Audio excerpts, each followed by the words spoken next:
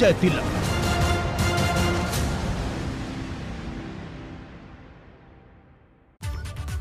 नमस्कार, मैं हूं आपके साथ गुंजन दीक्षित। सुबह के 10 बज चुके हैं और वक्त है बड़ी खबर का। यूपी चुनाव में राजनीतिक दल जोर आजमाइश कर रहे हैं। दूसरे चरण के लिए दिग्गज प्रचार में जुटे हैं। वहीं कई नेता रणनीति बैठक भी कर रहे हैं। सीएम योगी आदित्यनाथ जहां बरेली, रामपुर और मुरादाबाद में प्रचार करेंगे, वहीं अखिलेश यादव रामपुर में प्रचार करने के लिए पहुंचेंगे। इसके अलावा प्रियंका गांधी आज यूपी चुनाव के लिए कांग्रेस का उन्नति विधान पत्र जारी करेंगी। भाजपा के प्रदेश अध्यक्ष स्वतंत्र देव सिंह आज बिजनौर में बैठक करने वाले हैं। वहीं एआईएमआईएम प्रमुख असदुद्दीन ओवैसी आज बिजनौर में चुनाव प्रचार करेंगे। सभी बड़े दिग्गज आज चुनाव प्रचार में जुटे रहेंगे, जिसकी 5 तस्वीरें आपकी टेलीविजन स्क्रीन पर, जहां बरेली, रामपुर में योगी आदित्यनाथ नजर आएंगे और रामपुर में ही अखिलेश यादव भी आज गरजेंगे। 9 जगहों पर जनसभा उनकी होगी। अपने विजय रथ से चुनाव प्रचार वो करेंगे। इसकी अगली तस्वीर आप प्रियंका गांधी वाड्रा की देखेंगे। आज कांग्रेस का घोषणा पत्र भी जारी हो जाएगा उन्नति विधान के नाम से। इसमें कई सारे वादे होंगे जो कि कांग्रेस पार्टी आज करने जा रही है। इसके अलावा बिजनौर में एक बैठक होनी है और बिजनौर में जनसभा असदुद्दीन ओवैसी करने के लिए भी पहुंचने वाले हैं। और चलिए अब बात अगली बड़ी खबर की करेंगे। अब से कुछ ही देर में प्रियंका गांधी दिल्ली से लखनऊ के लिए रवाना हो जाएंगी। 10:45 पर लखनऊ पहुंचने का समय है। 11:15 पर प्रियंका गांधी कॉल हाउस पहुंचेंगी और करीब 12:35 पर घोषणा पत्र जारी करने के लिए प्रियंका गांधी वाड्रा कांग्रेस के दफ्तर पहुंचेंगी।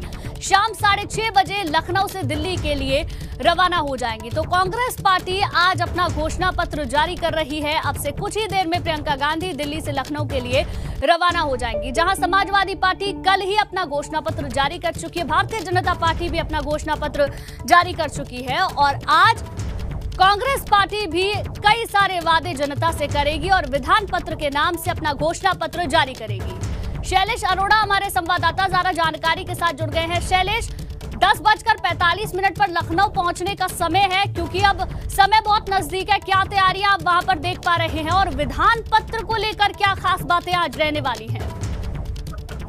देखिए, इस समय यहाँ पर कांग्रेस कार्यालय पर जो आज ऐलान होने वाले उनके होर्डिंग नजर आने शुरू हो चुके हैं। उसमें दर्शकों को हमने दिखाई दी थे कि क्या वो ऐलान होंगे, क्या वो वादे होंगे जो आज कांग्रेस करने वाली है यूपी की जनता के लिए आगामी विधानसभा चुनाव के मद्देनजर। इसके बाद अगर हम बात करते हैं तो देखिए 10:45 पर प्रियंका गांधी लखनऊ पहुंचेंगी चार्टर से और अमौसी एयरपोर्ट से सीधे 11:15 बजे कॉल हाउस पहुंचेंगी। कॉल हाउस यानी लखनऊ में जो प्रियंका गांधी का आवास है, यहाँ से 12:35 पर पार्टी कार्यालय पहुंचने का उसका वक्त है और उसके बाद में यहाँ पर वो अपना पार्टी का मैनिफेस्टो जारी करेंगी। मैनिफेस्टो जारी करने के बाद यहाँ पर वो मीडिया से बातचीत करेंगी, उसके बारे में डिटेल जानकारी देंगी और फिर यहाँ से वापस उनके एक आध कार्यक्रम लगे हैं, जिसके बाद वो कॉल हाउस रवाना हो जाएंगी। और यहाँ से अगर बात करें 6:30 बजे उनकी वापसी होगी दिल्ली के लिए चार्टर से, जिसके लिए वो लगभग 5:15 बजे के आसपास कॉल हाउस से निकलेंगे एयरपोर्ट के लिए। तो ये पूरा उनका देखिए मिनट टू मिनट कार्यक्रम रहेगा। और इस बीच में अगर बात करें तो कांग्रेस ने आज जो वादे यहाँ पर करने हैं, जो ऐलान करते हैं घोषणा पत्र में जो वादे हैं, उनकी अगर हम बात करते हैं तो उनमें देखिए कई प्रमुख चीजें भी हैं। उनमें अगर हम बात करते हैं तो देखिए सरकार बनने के 10 दिन के अंदर किसानों के कर्ज माफी की बात कही जा रही है। कोरोना काल में जिन लोगों ने जान गंवाई, जो फ्रंटलाइन वर्कर्स थे, इनको लेकर देखिए लगातार कांग्रेस ये मांग करती रही कि फ्रंटलाइन वर्कर्स को मुआवजा मिलना चाहिए, आर्थिक मदद मिलनी चाहिए। तो उसके लिए कांग्रेस ने कहा कि अगर उनकी सरकार आती है तो 50 लाख रुपए का मुआवजा। बिल्कुल, यानी कि कई वादे शैलेश किए जाएंगे, चाहे महिलाओं को लेकर हो, युवाओं को लेकर हो या फिर रोजगार जो एक बड़ा मुद्दा है उसको लेकर भी कई वादे आज कांग्रेस पार्टी करने जा रही है। शुक्रिया शैलेश आपका जानकारी के लिए। अब देखिए प्रियंका के उन्नति विधान में क्या क्या खास हो सकता है ये भी आपको बता देते हैं। किसानों का 10 दिन में कर्ज माफी का वादा संभव है, ये हो सकता है। कोरोना में जो जान गंवाने वाले फ्रंट लाइन वर्कर हैं उनको 50 लाख का मुआवजा दिया जाएगा, ये एक वादा हो सकता है। इसके अलावा पत्रकारों के खिलाफ जो मुकदमे दर्ज हैं उन मामलों को खत्म करने का वादा भी कांग्रेस पार्टी आज अपने मैनिफेस्टो में कर सकती है। शिल्पकारों को, बुनकरों को, किसानों को, पूर्व सैनिकों के लिए विधान परिषद में 5 सीटें आरक्षित होंगी, इसका वादा भी किया जा सकता है। हाथ से मैला उठाने वालों के लिए पुनर्वास योजना का ऐलान भी आज संभव है। प्रियंका के उन्नति विधान में क्या क्या खास रह सकता है वो हम आपको बता रहे हैं। सफाई कर्मियों को नियमित करने का भी वादा किया जा सकता है। इसके अलावा आवारा पशुओं की जो एक बड़ी समस्या है उत्तर प्रदेश में, उसको लेकर भी फसल के नुकसान पर 3000 रुपए का हर्जाना होगा, इस तरीके का भी घोषणा पत्र में हो सकता है। छत्तीसगढ़ मॉडल की तर्ज पर गोधन न्याय योजना। इस योजना के तहत सरकार की ओर से 2 रुपए में गोबर की खरीदी की जा सकती है और ये भी आज शामिल किया जा सकता है उत्तर प्रदेश के इस मैनिफेस्टो में। मिड डे मील बनाने वाले रसोइयों को हर महीने 5,000 रुपए का वादा भी कांग्रेस पार्टी कर सकती है। इसके अलावा स्वास्थ्य सेवाओं के बजट की भी बात करें तो 5% बढ़ाने का वादा संभव है। ग्राम प्रधानों का वेतन बढ़ाकर हर महीने 6,000 रुपए करने का वादा इसमें किया गया है। चौकीदारों का वेतन बढ़ाकर 5,000 रुपए करने का वादा किया गया है और झुग्गियों की भूमि को अधिकार का वादा भी हो सकता है। तो तमाम ये वो वादे हैं जो कांग्रेस पार्टी आज कर सकती है। उन्नति विधान के नाम से मैनिफेस्टो आज कांग्रेस पार्टी अब से कुछ देर बाद अपना जारी करेगी। कांग्रेस के घोषणा पत्र में क्या तैयारी की गई है, देखते हैं हमारे संवाददाता शैलेश अरोड़ा की ये रिपोर्ट। भारतीय जनता पार्टी और समाजवादी पार्टी के बाद आज कांग्रेस भी अपना घोषणा पत्र जारी करने वाली है यूपी विधानसभा 2022 के चुनाव को लेकर, और इसे नाम दिया है उन्नति विधान। और आज दोपहर 12:30 बजे कांग्रेस की राष्ट्रीय महासचिव और उत्तर प्रदेश की प्रभारी प्रियंका गांधी वाड्रा राजधानी लखनऊ में जो कांग्रेस मुख्यालय है वहां से इस उन्नति विधान को जारी करेंगी। कांग्रेस की इस बार स्ट्रेटजी की अगर बात करें तो बाकी दलों से अलग रही है। सभी दलों ने एक घोषणा पत्र जारी किया, लेकिन कांग्रेस में कह सकते हैं कहीं ना कहीं प्रियंका गांधी का आइडिया माना जा रहा है इसे, जिन्होंने एक नहीं बल्कि 3 घोषणा पत्र जारी किए। एक महिलाओं के लिए और वो शक्ति विधान उसको नाम दिया। वो घोषणा पत्र टिकट जब आचार संहिता लगी उससे पहले ही, टिकट बांटने से पहले ही जारी कर दिया गया था। इसके बाद में दूसरा घोषणा पत्र जारी किया गया युवाओं के लिए, जिसे नाम दिया गया भर्ती विधान। और आज कांग्रेस उत्तर प्रदेश के लिए अपना एक समग्र घोषणा पत्र जिसे नाम दिया उन्नति विधान वो जारी करेगी, जिसमें सभी वर्गों की बात होगी। बहरहाल आपको बताते हैं वो चीजें जो आज के इस घोषणा पत्र में रहने वाली है, जिनका ऐलान प्रियंका गांधी वाड्रा करेंगी। इसमें अगर मुख्य रूप से देखें तो सरकार बनने के 10 दिन के अंदर किसानों की कर्ज माफी, कोरोना में जिन लोगों ने जान गंवाई है उन फ्रंटलाइन वर्कर्स को 50 लाख रुपए का मुआवजा, सफाई कर्मियों को नियमित करने का ऐलान और इस क्षेत्र में आउटसोर्सिंग को रोकने की बात, आवारा पशुओं से फसलों के नुकसान की भरपाई के लिए प्रति एकड़ 3,000 रुपए का हर्जाना देने का दावा इसमें किया जा रहा है, ऐलान किया जा रहा है। छत्तीसगढ़ मॉडल के तर्ज पर गोधन न्याय योजना लागू होगी और 2 रुपए किलो की दर से गोबर की खरीद की जाएगी। मिड डे मील बनाने वाले रसोइयों को 5,000 रुपए प्रति माह का भुगतान किया जाएगा। कुछ और वादे हैं वो भी हम देखते हैं। आगे जो हॉल है वहाँ पर इस घोषणा पत्र को आज जारी करेंगी प्रियंका गांधी। यहाँ पर देखिए कुछ और वो ऐलान है जो आज के इस घोषणा पत्र में शामिल होंगे। पत्रकारों के विरुद्ध दायर मुकदमे खत्म किए जाएंगे, जो कानूनी रूप से जेल में उन्हें रिहा किया जाएगा। शिल्पकारों, बुनकरों, किसानों, पूर्व सैनिकों जैसे समूहों के लिए विधान परिषद में 5 अतिरिक्त सीटें जोड़ने की बात इसमें कही जा रही है। हाथ से मैला उठाने वाले जो कर्मी हैं उनके पुनर्वास, वैकल्पिक रोजगार और बच्चे के कौशल प्रशिक्षण को प्रदान करने की बात है इसमें। इसके अलावा अगर बात करें तो जो स्वास्थ्य विभाग का बजट है उसको 5% बढ़ाने की बात कही जा रही है। तमाम इस तरह के वादे, ग्राम प्रधान, चौकीदार, इनका जो मानदेय प्रतिमाह जो इनको मिलता है उसको बढ़ाने की बात है इसमें। ग्राम प्रधान को 6,000, चौकीदार को 5,000 रुपए प्रतिमाह देने की बात कही गई है। बहरहाल हमारे साथ में इस समय यूपी कांग्रेस के प्रदेश महासचिव शिव पांडे जी हैं, उनसे बात करेंगे और जानेंगे। शिव पांडे जी, तमाम घोषणाएं जो आज होने वाली है सामने आ चुकी है, क्या कहेंगे इस घोषणा पत्र को लेकर? ये जो घोषणाएं पत्र अभी तक भाजपा और सपा ने किया है, आप निश्चित तौर पर जब हमारा घोषणा पत्र लॉन्च होगा उसके बाद जब आप इसको देखेंगे और पढ़ेंगे तो आपको लगेगा कि इस प्रदेश के चाहे किसान हो, छात्र हो, नौजवान हो, युवा हो, सबके भलाई के लिए, इस प्रदेश के उन्नति के लिए ये हमारा उन्नति विधान आज दीदी लॉन्च करने जा रही है। जो चीज़ें सामने हैं जाहिर सी बात है ये तो उसमें शामिल रहेंगी ही। बिल्कुल शामिल रहेंगी। और एक चीज़ मैं आपको और भी बता दूं कि जो पत्रकारों का जिस तरीके से इन सरकारों में या पिछले 20-35 सालों में जिस तरीके से उनके मुकदमे दायर किए गए, उनके विरुद्ध और सारी कार्रवाई हुई, हम उनको भी वापस ले रहे हैं। तो हमें लगता है कि आपके समाज और आपके लोगों के लिए भी ये उन्नति विधान काम का होगा। भाजपा और सपा के संकल्प पत्र को लेकर क्या कहेंगे?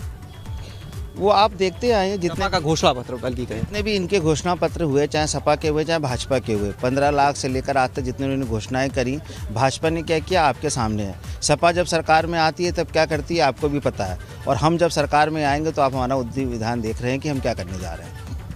तो यहाँ पर हमने शिव पांडे जी को सुना, एक नारा दिया प्रियंका गांधी वाड्रा ने जब उत्तर प्रदेश में विधानसभा चुनाव की तैयारी शुरू हुई, लड़की हूँ लड़ सकती हूँ, जिसके तहत 40% सीटों पर महिलाओं को टिकट देने का ऐलान किया। और पहली लिस्ट से अगर हम देखते हैं आखिरी लिस्ट तक, तो हर लिस्ट में इस वादे को अपने निभाया है प्रियंका गांधी वाड्रा ने, जो कांग्रेस की महासचिव हैं। और हालांकि अब देखना ये होगा कि जो इस बार वादे किए गए हैं, एक की जगह 3 अलग अलग घोषणा पत्र जारी किए गए हैं, इनका आने वाले चुनाव में कितना इम्पैक्ट देखने को मिलता है और वोटर जो है वो कितना प्रभावित होते हैं।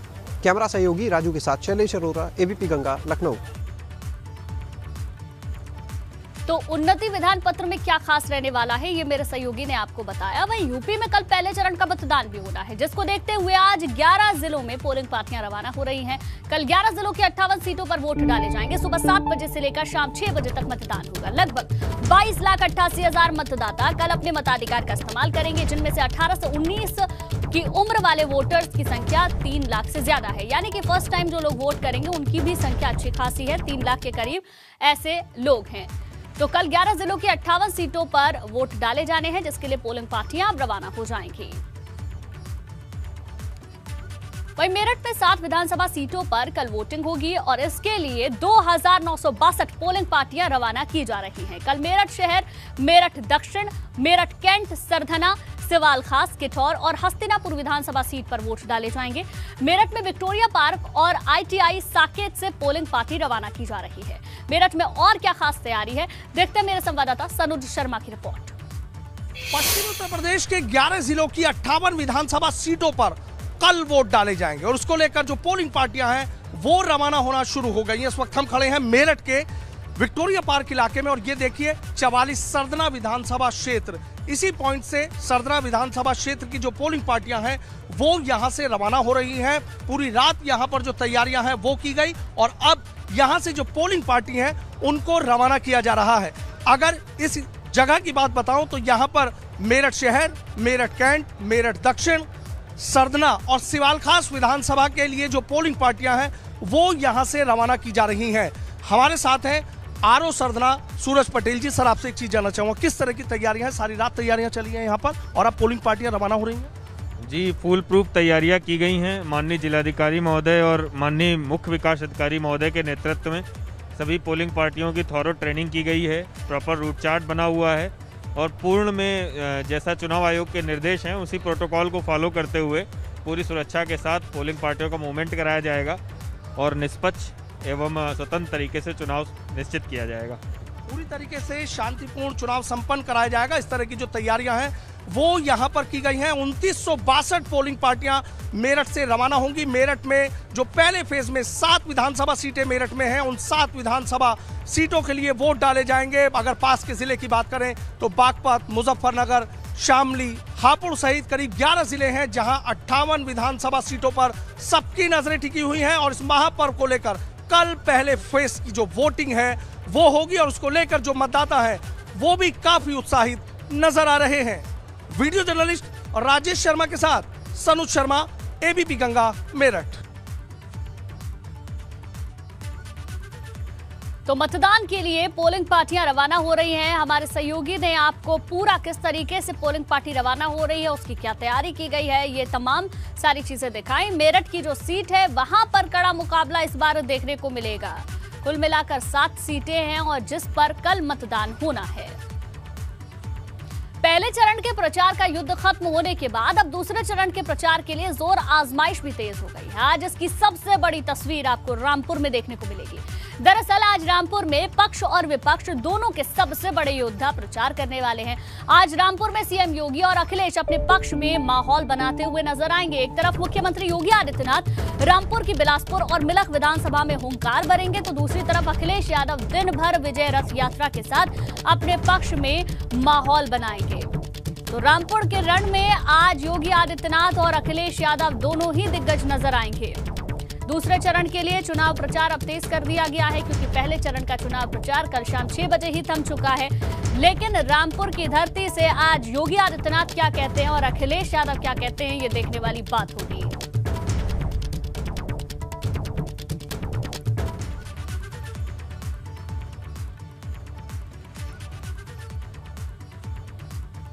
तो रामपुर में आज योगी अखिलेश गर्जना से पहले यहां के बारे में जानना भी बेहद जरूरी हो जाता है। पहले नजर डालते हैं रामपुर जिले की सभी 5 विधानसभा सीटों पर पिछली बार किसका कहां पर दबदबा रहा है। कुल मिलाकर 5 सीटें हैं।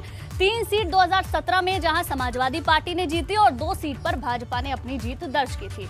इसके बाद रामपुर सीट की अगर बात करें तो सपा के आजम खां यहां से चुनाव जीते थे, जो इस बार भी चुनावी मैदान में है। स्वाट सीट से सपा के अब्दुल्ला आजम ने जीत दर्ज की थी। इसके अलावा बिलासपुर से भाजपा के बलदेव औलख ने यहां से जीत दर्ज की थी। मिलक से बात करें तो मिलक से भारतीय जनता पार्टी के टिकट पर राजबाला की यहां से जीत दर्ज हुई थी।